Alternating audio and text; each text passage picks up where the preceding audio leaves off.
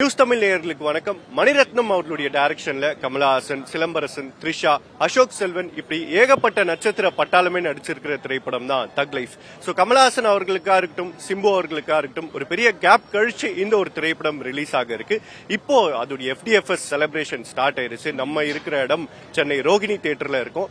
இங்க ஃபேன்ஸ் ரொம்பவே ஈகரா காத்துட்டு இருக்காங்க. சோ படத்துக்கு அவங்க எந்த அளவு எக்ஸ்பெக்ட் பண்றாங்க அப்படின்னு நேரடியா அவங்க கிட்டயே கேட்டு தெரிஞ்சுக்கலாம். வாங்க போலாம். வணக்கம், எப்படி இருக்கீங்க? நல்லா இருக்கு. திரைப்படம் ரிலீஸ்க்காக இன்னும் சில மணி நேரங்கள் தான் இருக்கு. எவ்வளவு இருக்கு எக்ஸ்பெக்டேஷன் இந்த படத்துக்கு? 9 மணி ஷோன்னு சொன்னாங்க. இன்னும் என் கால் நிக்கல. எப்படா உள்ள போவோன்ற ஒரு ஆர்வத்துல ரொம்ப எக்ஸைட்டடா இருக்கேன். எங்க அண்ணன் நடிச்ச படம், கமல் சாரும் இது நடிச்சிருக்காரு. ரொம்ப சந்தோஷமா இருக்கு. ட்ரெய்லர் பார்க்கும் போதே அவ்வளோ ஒரு ஃபயர் இருந்தது ட்ரெய்லர்ல. எப்படா படத்தை 9 மணி எப்படா ஆகும், உள்ள போய் எப்படா அந்த ஆண்டவரோட தரிசனமும் எங்க தலைவரோட தரிசனமும் பார்க்க ரொம்ப ஆவலா இருக்கேன். படம் பார்க்கும்போது கிட்டத்தட்ட ஒரு நாயகன் ஃபீல்ட்ல இருந்தது அப்படின்ற மாதிரி ஒரு சில பேர்லாம் சொல்றாங்க. அதோடைய எக்ஸ்பெக்டேஷன்லாம் அப்படிதான் இருக்கு. ரெண்டு பேருமே ஃபேஸ் ஆஃப் எல்லாமே பயங்கரமா இருந்தது. கமலஹாசன் அவர்களுக்காக இருக்கட்டும், சிம்பு அவர்களுக்காக இருக்கட்டும். எந்த அளவு மாசா, எந்த அளவு ஒரு சூப்பரான ஒரு படமா சிம்பு அவர்களுக்கு இது அமையும் நினைக்கிறேன். இல்ல, கமல் சாரே நிறைய விஷயம் அதை பத்தி சொல்லியிருக்காரு. சோ அண்ணனுக்கு இதுக்கப்புறம் மேலும் மேலும் நிறைய படங்கள் அவரு கமல் சார் சொன்ன மாதிரி இனிமேட்டு அவர் கால் ஷீட்டே அவர் கிடைக்காதுன்ற மாதிரி சொன்னாரு. ஆனா அதுக்கும் எங்க அண்ணன் தக்கா ஒரு ரிப்ளை கொடுத்தாரு. கமல் சார், மணி சார்னா கால் ஷீட் கேட்க வேண்டிய அவசியமே இல்லை, உடனே நான் நடிச்சிருவேன்னு சொன்னாரு. சோ ரொம்ப சந்தோஷமா இருக்கு. எக்ஸ்பெக்டேஷன் பயங்கரமா இருக்கு. எப்படி சொல்றதுன்னு சரியா வார்த்தைகள் வரல. இனிமே நாங்க தான் ரங்கராய சக்திவேல் அப்படின்ற டைலாக் எல்லாமே ஆல்ரெடி பயங்கர வைரல் ஆயிருச்சு. ரொம்ப கூஸ் பம்ப்ஸா இருக்கு அப்படின்ற மாதிரிலாம் சொல்றாங்க. சோ அந்த ஆக்ஷன் பேக்டு சீன்ஸா இருக்கட்டும், STR அவர்களுடைய ஸ்கிரீன் பிரசன்ஸ் பார்க்க எவ்வளவு ஈகரா STR சாரோட ஸ்கிரீன் பிரசன்ஸை பத்தி சொல்லணும்னா நம்ம சொல்லணும்னு அவசியமே இல்லை. ஏன்னா சின்ன வயசுல இருந்தே அவர் நடிக்கிறாரு. ஒரு சீனுக்குமே அவ்வளவு யூனிக்கா பண்ணுவாரு. அவருக்கு வைக்கிற எல்லா கேமராவோட ஆங்கிள்ஸும் எல்லாமே அவர் கத்துப்படி. சோ அவர் நின்று அந்த எத்தனை டேக்குன்றது முக்கியம் இல்ல, ஒரே டேக்ல நடிச்சு கொடுத்துட்டு போயிட்டே இருப்பாரு. அதுதான் STR. சோ நல்லாதான் பண்ணிருப்பாரு. வேற லெவல்ல இருக்கும். ட்ரெய்லர் பார்க்கும் போதே ரொம்ப ஃபயரா இருந்தது. அதுவும் அந்த கிளைமேக்ஸ் ஃபைட்டுன்னு நினைக்கிறேன். ரெண்டு பேரும் அந்த கழுத்தை ஹோல்ட் பண்றது, அதெல்லாம் எக்ஸ்பெக்டே பண்ணல நாங்க. கமல் சார் இந்த அளவுக்கு ஃப்ரீடம் கொடுத்து STR நடிக்க வச்சிருப்பாருன்னு நாங்க எதிர்பார்க்கல. அதனால கமல் சாருக்கு ரொம்ப நன்றி. ஆனா நீங்க எக்ஸ்பெக்ட் பண்றது என்ன? வெந்து தணிந்தது காடு, அது ஒரு ஸ்பெஷலா. வெந்து தணிந்த செக்கச்சி வந்த வானம், அது ஒரு ஸ்பெஷலான படம் ப்ரோ. மணிரத்னம் சார் ஒரு சிம்பு படமே வராத சுச்சுவேஷன்ல கொடுத்து ஒரு பெரிய மாசான ஒரு படம். அது ஸ்பெஷல்ல வச்சிருப்பாரு அப்படின்னு சொல்லிட்டு சிம்பு சாரே சொல்லியிருக்காரு, மணிரத்னம் சாரு. ஸோ ஸ்பெஷல் தான் மணிரத்னம் சாரு. மணிரத்னம் சாரோட மூவினாவே ஸ்பெஷல் தான். ஸோ சிம்பு அதுக்குள்ள இணைகிறப்போ இன்னும் ஸ்பெஷல், எங்களுக்கு ரொம்ப ஸ்பெஷல், ரொம்ப சந்தோஷமா இருக்கு.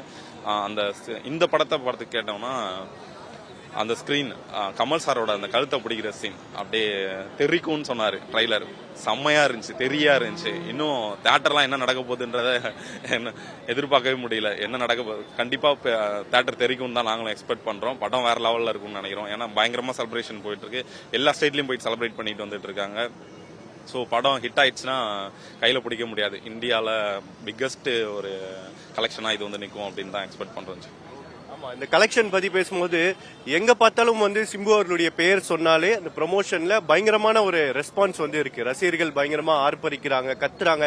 அந்த லவ் மட்டும் மாறவே இல்லை. என்னதான் கேப் கழிச்சு அவர் வந்தா கூட அந்த ஒரு அன்பை பத்தி.